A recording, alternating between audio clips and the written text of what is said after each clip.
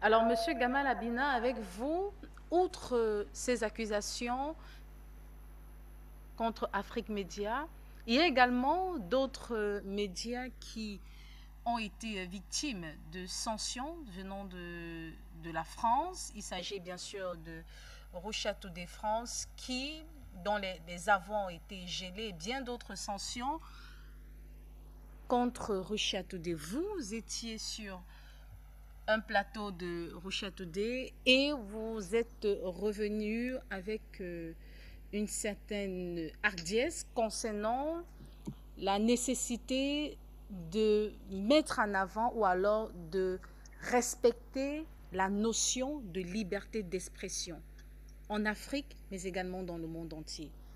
Aujourd'hui, Afrique Média, taxé de tous les noms, aujourd'hui, Afrique Média, liberté d'expression, finalement se pose des questions.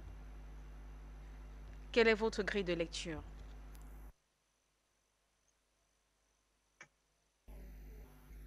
Activez votre micro, monsieur Gamalabina. Activez votre micro. On ne vous reçoit pas. On ne vous reçoit pas, monsieur Gamalabina.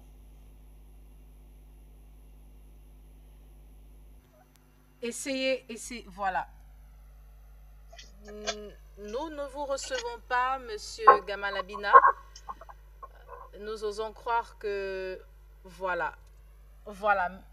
Monsieur Gamalabina, vous avez la parole.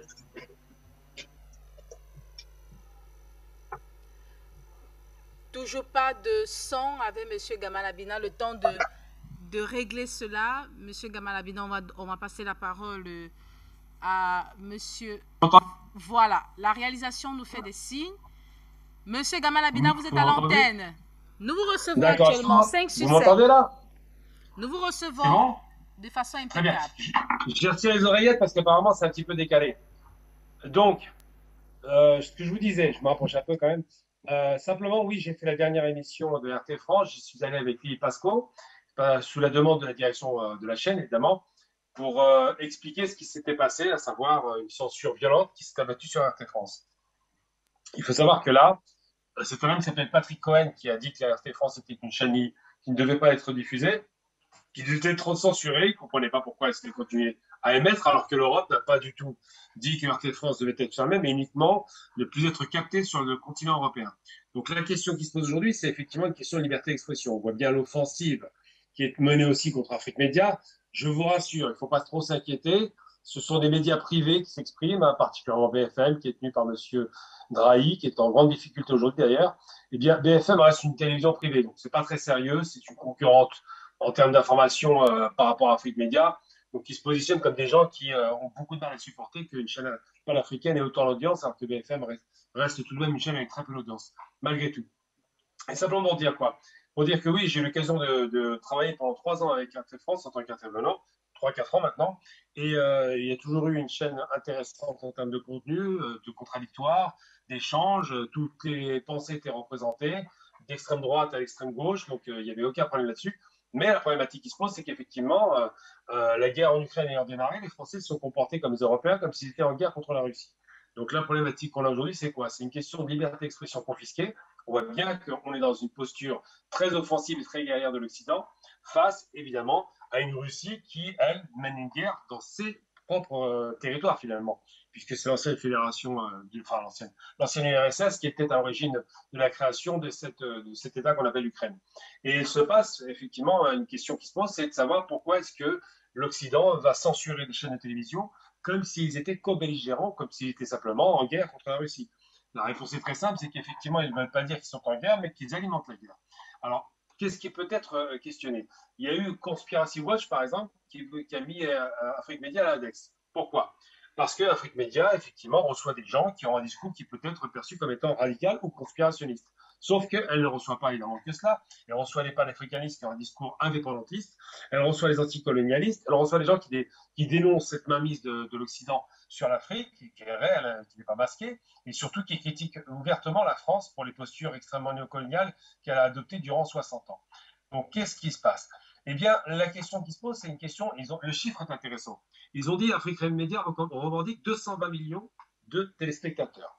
Alors, évidemment, ils pourraient moquer ce chiffre s'ils ne voyaient pas le résultat en termes de trafic sur Internet, en termes d'abonnement sur la page YouTube qui est quasiment 700 000 abonnés, en termes d'abonnement sur la page Facebook, on parle de millions d'abonnés. Donc, c'est vrai que ça les inquiète parce qu'une telle audience par rapport à une BFM, une petite chaîne très maigre, avec un schéma économique, avec ce qu'on appelle donc un modèle économique instable, puisque ça coûte très cher de faire des chaînes d'information et ça ne rapporte pas grand-chose, eh bien, elle le voit comme un concurrent inquiétant pour ses parts de marché.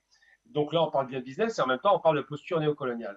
Donc, ce qui les agace, c'est effectivement au plus haut point, c'est qu'une chaîne africaine indépendante, qui ne se soumet pas, c'est clairement pas les postures de soumission, donne un discours qui n'est pas le leur. Leur discours de propagandiste qui consiste à dire que la France est un pays merveilleux, généreux, qu'elle ne fait pas la guerre, qu'elle ne massacre pas les gens, qu'elle ne spolie pas les richesses. Eh bien, ce discours ne peut pas être entendu parce que quand on voit bien quand le type intervient, il met à l'index quoi?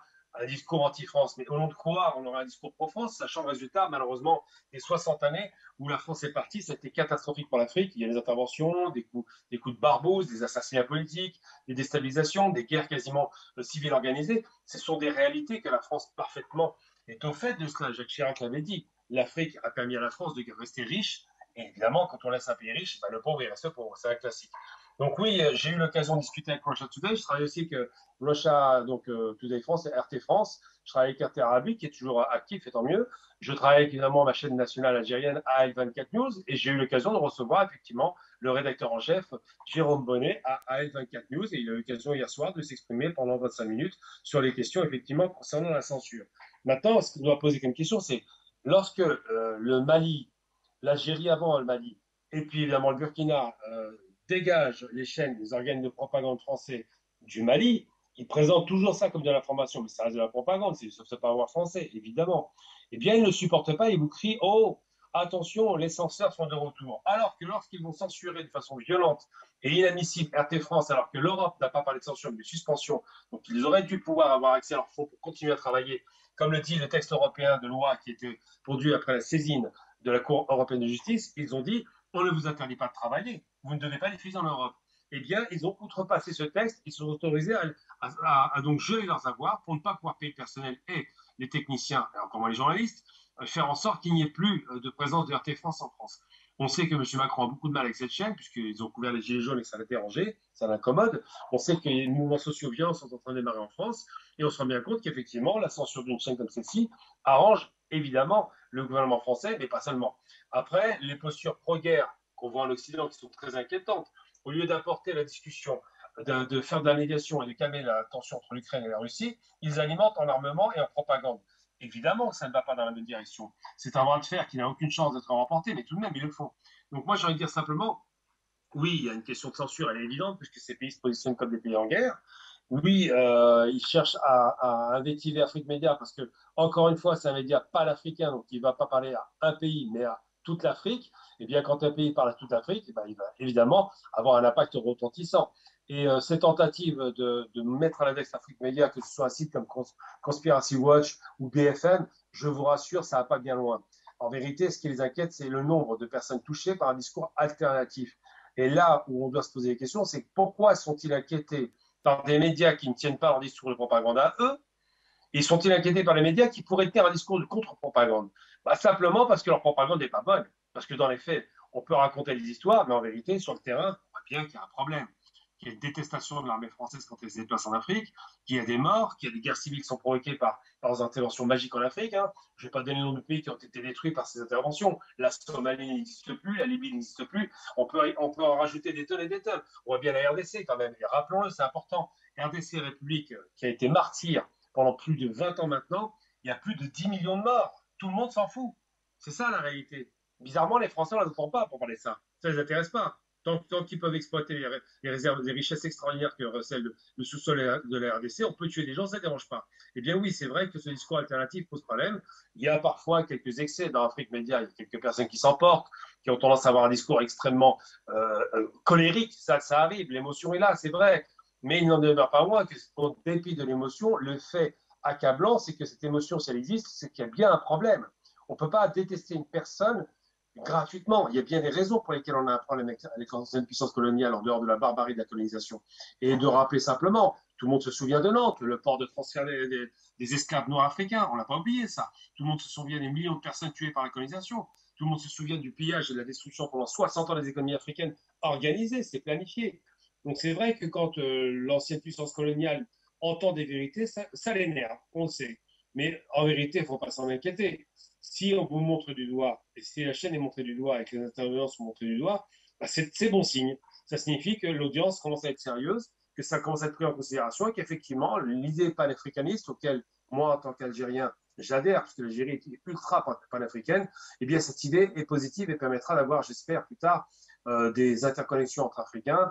Après, la question russe est périphérique. Il faut se rappeler que pendant 20 ans, ils ont attaqué les Chinois qui trouvaient comme néocoloniaux en Afrique parce qu'ils investissaient. Donc ça, c'est des questions simplement d'empire colonial qui perd de son précaré, qui perd de sa superbe et qui perd même maintenant les moyens de sa puissance en termes de communication, donc de propagande, vis-à-vis d'un continent qui a toujours cru qu'il faisait meilleur, qu'il faisait bon vivre en Occident, alors que ce n'est pas vrai.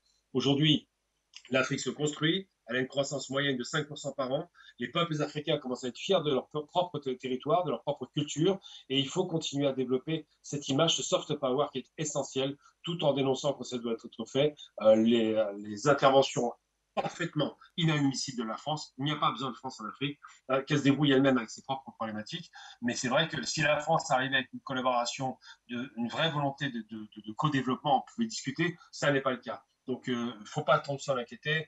Là, on parle d'organes privés qui activent l'Afrique Média. Ça ne va pas bien loin, en vérité, mais il faut continuer sur la voie de la communication, de l'explication, de la critique et de la construction et de l'apaisement des cœurs et des esprits, parce qu'effectivement, là où il y a une violence qui est faite, elle existe, cette violence, il y a toujours une réaction émotionnelle forte qu'il faut maîtriser. C'est ce que j'ai envie de vous dire simplement ce soir. Moi, je suis très en colère, évidemment, par rapport à la censure que RT France subit. Ça ne m'a pas empêché de les recevoir à la radio, à la télévision, un peu partout, pour faire entendre la voix de ces différents journalistes. Encore récemment chez vous, c'est Samantha Ramsamy qui a pu s'exprimer pendant 2 heures et je vous en remercie. Et il ne faut pas hésiter à continuer à donner la parole à des gens qui veulent donner un peu plus d'informations et un peu moins de propagande. Merci pour votre intervention, Monsieur Gamal Abina. Afrique Média, le monde, c'est nous.